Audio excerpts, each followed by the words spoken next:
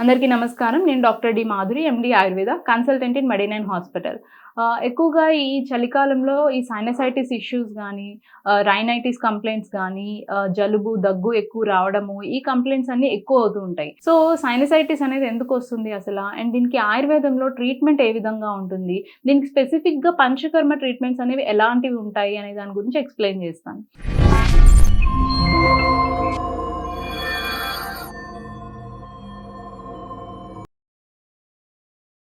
So, sinusitis అంటే ఏంటి అంటే, ఇన్‌ఫ్లమేషన్ ఆఫ్ ది సైనసెస్ అంటాం. అంటే మన ఫేస్‌లో కొన్ని ఎంప్టీ స్పేసెస్ అనేవి ఉంటాయి.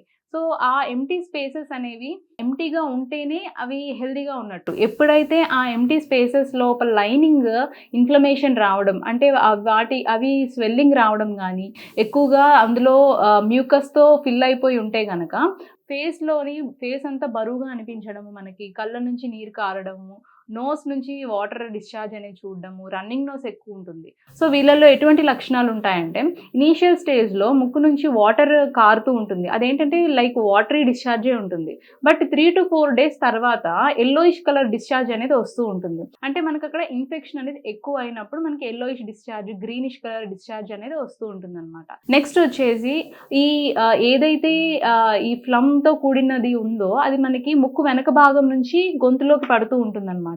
సో, దాన్నే మనము పోస్ట్ నాజల్ డ్రిప్ అంటూ ఉంటాం. సో, ఇది గూడా మనం ఎక్కువగా ఈ సైనసైటిస్‌లో చూస్తూ ఉంటాం.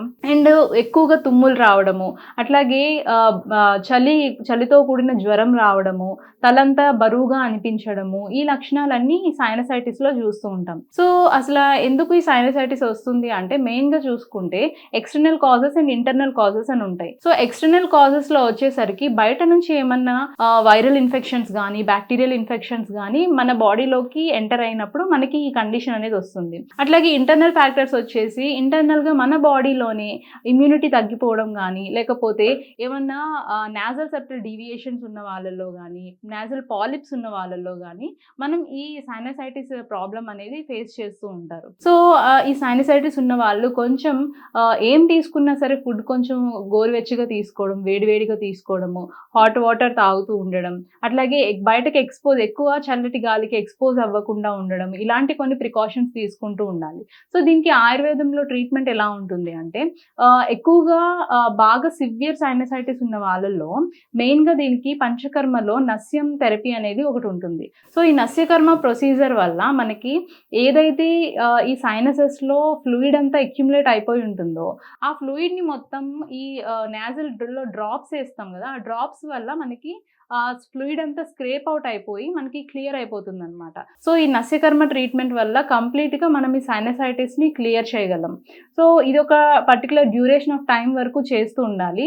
సో, దానివల్ల మనకి హెవీనెస్, తలంతా బరువుగా అనిపించడము, ఈ రన్నింగ్ నోస్ గానీ, అట్లాగే నిద్ర సరిగ్గా పట్టకపోవడము, కాఫ్ రావడము, ఇవన్నీ గూడా కంట్రోల్ అయిపోతూ ఉంటాయి. సో, ఈ నస్యకర్మ థెరపీ వల్ల అండ్ అట్లాగే ఇంటర్నల్‌గా గూడా కొన్ని మెడిసిన్స్ అడ్వైజ్ జేస్తాము.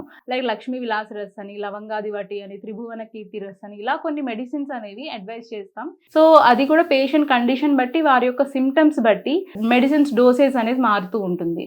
సో, ఇంటర్నల్‌గా పర్టిక్యులర్ కొన్ని డ్యూరేషన్ వరకు మనం మెడిసిన్స్ వాడుకుంటూ, దాంతో పాటు ఈ నస్యకర్మ థెరపీ అనేది తీసుకుంటే ఈ సైనసైటిస్ అనేది క్యూర్ అయిపోతుంది. అండ్ మళ్ళీ రిపీటెడ్‌గా రాకుండా గూడా ఉంటుందనమాట. సో, కొన్ని ప్రికాషన్స్ గూడా డైట్ ఫాలో అవుతూ ఉంటే మనం ఈ సైనసైటిస్ నుంచి బయటపడొచ్చు. సో, ఎవరైనా ఈ సైనసైటిస్ ఇష్యూతో బాధపడుతూ ఉంటే గనుక ఒకసారి మా మెడినైన్ హాస్పిటల్‌కొచ్చి విజిట్ చేయండి. ఇక్కడ మీకు కంప్లీట్ ఎగ్జామినేషన్ చేసి ట్రీట్మెంట్ అనేది అడ్వైజ్ జేస్తాం. Thank you.